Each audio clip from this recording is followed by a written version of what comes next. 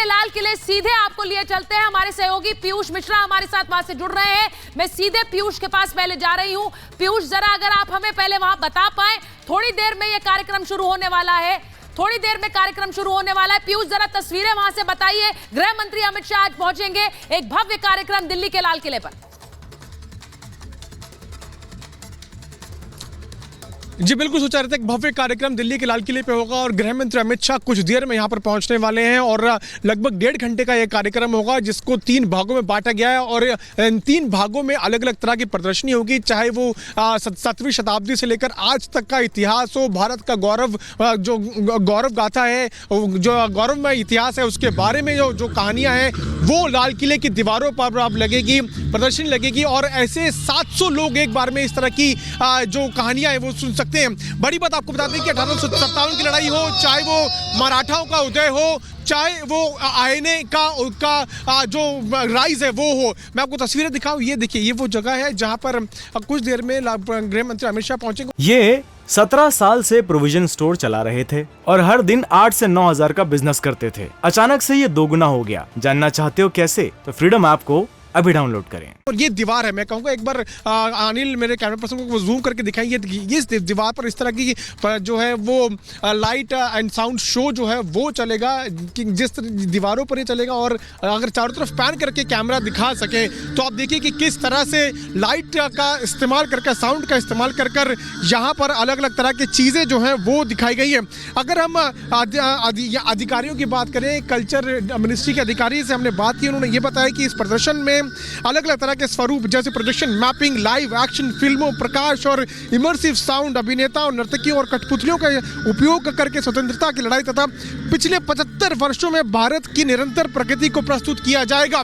आज तक का इतिहास जो आज तक लोगों ने नहीं पढ़ा, उसके बारे में नहीं जाना, अब वो इतिहास, उसके पन्ने जो है वो अब खुलने वाले हैं। लाल किले के ऊपर अलग अलग तरह की जो है दीवारों पर अलग अलग तरह की प्रदर्शनी होगी।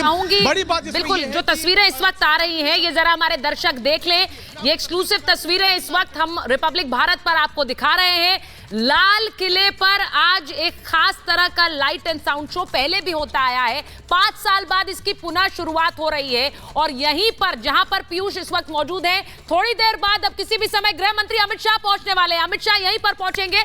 लेकिन बड़ी बात है, जिस इतिहास का जिक्र प्रधानमंत्री नरेंद्र मोदी करते रहे, जिस इतिहास के बारे में उन्होंने कहा कि ये कैसे हमें गुलामी का इतिहास पढ़ाया गया, लेकिन इतिहास को बदलने का और सुधारने का, इतिहास के में जो गलतियां हुई उन्हें सुधारने का मौका हमारे पास है। क्या वही किया जा रहा है? गुलामी के काल में साजिशन इतिहास रचा, ये प्रधानमंत्री नरेंद्र मोदी कहते हैं। वो कहते हैं कि कैसे आजादी के बाद भी हमें वही इतिहास पढ़ाया गया, यानी कि गुलामी वाला इतिहास हमने क्यों पढ़ा? इतिहास को लेकर गलतियां सुधार रहे हैं। क्या उसी क्रम में यह भी है जो आज दिल्ली के लाल किले पर हमें दिखने वाला है? गुरु तेग बहादुर औरंगजेब के सामने कैसे चट्टान बनकर खड़े हो गए थे, ये हमें इतिहास की किताबें क्यों नहीं बताती हैं? औरंगजेब आया तो शिवाजी भी उठ खड़े हुए और शिवाजी के बारे में कैसे इतिहास में बताया गया, लेकिन इतिहास की किताबें जिस तरह से मुगल आक्रांताओं के बारे में भरी हुई है, वैसे ही बाकी शासकों के बारे में क्यों नहीं, जिन्होंने अपनी मिट्टी के लिए लगातार लड़ाई लड़ी, मिट्टी में मिलाने के लिए आक्रांताओं ने जुल्म ढाए हैं। ये प्रधानमंत्री नरेंद्र मोदी ने कहा, वीरों ने आक्रमणकारियों का मुकाबला किया है। ये इतिहास के बारे में प्रधानमंत्री नरेंद्र मोदी बताते हैं और वो कहते हैं कि जिन आक्रमणकारियों से वीरों ने मुकाबला किया,